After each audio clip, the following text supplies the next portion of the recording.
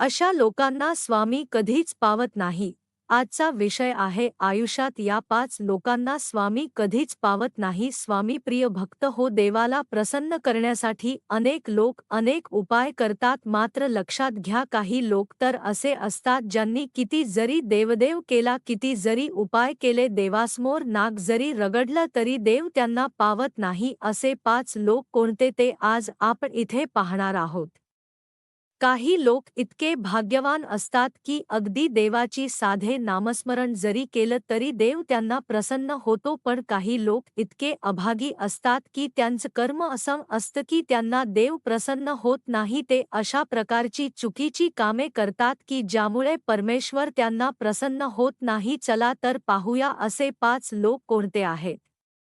एक, जे लोक दुसऱ्यांचे वाईट विचार करतात, म्हणजेच दुसऱ्यांचं वाईट व्हावं, दुसऱ्यांचं अहित व्हावं असं ज्यांना वाटतं, जे फक्त स्वतःच्या भल्याचा विचार करतात, अशा लोकांना देव कधीही प्रसन्न होत नाही, त्यांना देव कधीही पावत नाही. नेहमी दुसऱ्यांच्या हिताचा विचार करायला हवा. गोरगरिबांचा, दलितांचा विचार आपण करत असू तर देव सुद्धा आपली प्रत्येक इच्छा पूर्ण करतो, मात्र स्वार्थीपणाने फक्त स्वतःच्या भल्याचा विचार करतो, त्याला देव कधीच पावत नाही. 2, जे लोक आपल्या आईवडिलांचा अपमान करतात आणि आईवडिलांचा छळ करतात, अशा लोकांना देव कधीच प्रसन्न होत नाही, कधीच पावत नाही, कधीही माफ करत नाही. कारण आईवडिलांमध्ये प्रत्यक्ष परमेश्वराचा वास असतो, ज्यांनी आपल्याला मोठं केलं, ज्यांनी आपल्याला उभे राहायला शिकवलं, आपल्याला आपल्या पायावर उभे राहण्याची ताकद दिली, अशा परमेश्वरांना, आपल्या आई वडिलांना जे लोक छळतात, अपमान करतात, त्यांना अपमानास्पद वागणूक देतात, अशा लोकांना देव कधीच पावत नाही. अशा लोकांच्या घरचा पैसा संपत्ती लवकर संपुष्टात येते आणि ते लोक दरिद्री नक्की बनतात. ज्या घरामध्ये स्त्रियांचा मान राखला जात नाही, आपला धर्म असं सांगतो की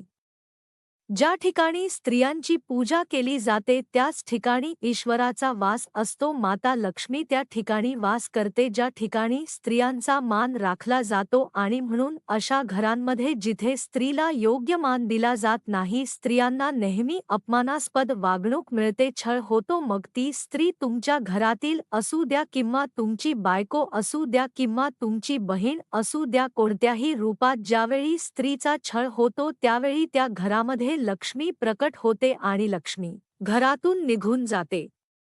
ज्या घरांमध्ये अन्नदेवतेचा अपमान होतो, अन्नदेवतेचा अपमान म्हणजे अन्नाचा अपमान, अन्न हे पूर्ण ब्रह्म असा आपल्या धर्मामध्ये सांगितलेले आहे आणि म्हणून अन्न हे योग्य प्रमाणात शिजवावे आणि ते खाताना आपल्या ताटामध्ये शिल्लक राहणार नाही याची आपण काळजी घेतली पाहिजे. जे लोक देवतेचा अपमान करतात, आपल्या ताटामध्ये अन्न शिल्लक ठेवतात किंवा इतकं शिजवलं जातं की ते नंतर वाया जातं, अशा घरामध्ये एक ना एक दिवस दारिद्र्य येतेच. 5, जर आपण इमानदारीची साथ सोडून म्हणजेच न्यायाची साथ सोडून जर अन्यायाला साथ तुम्ही देत असाल, अन्यायाच्या मार्गाने जर चालत असाल, गरिबांवर तुम्ही अत्याचार करत असाल, तुमच्याकडे एखादा गरजू व्यक्ती आला, त्याची गरज न भागवता जर तुम्ही त्याचा अपमान करत असाल, एखादा अपंग व्यक्ती आहे त्याच्या अपंगत्वाची जर तुम्ही खिल्ली उडवत असाल, ही अतिशय निंदनीय प्रकारची कृती आहे, हे पाप आहे आणि त्याची शिक्षा एक ना एक दिवस तुम्हाला कोणत्या ना कोणत्या प्रकारे भोगावी लागते. आणि म्हणून